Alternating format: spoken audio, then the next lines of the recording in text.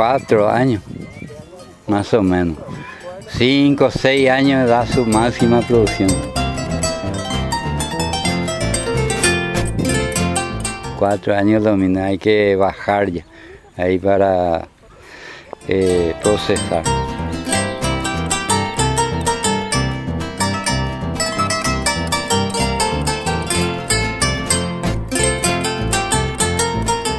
Lo que primero tiene que formar la copa para que rinda, para su rinde.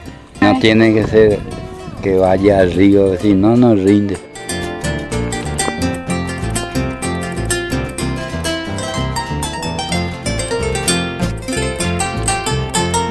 Primero hay que cortar y ese es el primer paso. Claro, no hay que quebrar, si no ya no brotan, sino cortar bien.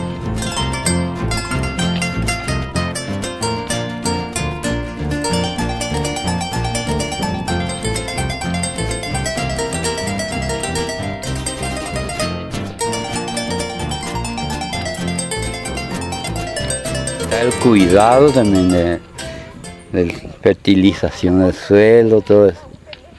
Tiene que tener coberturas para que sea orgánico. Vamos a decirle ecológicamente, tiene cuidado ecológico. Luego se forma una ponchada y hace un raído. Solo se alimenta naturalmente del suelo.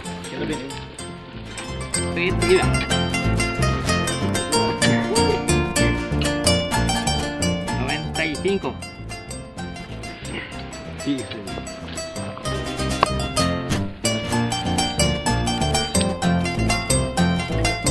Cargar en el camión y llevar al secadero para sapecar.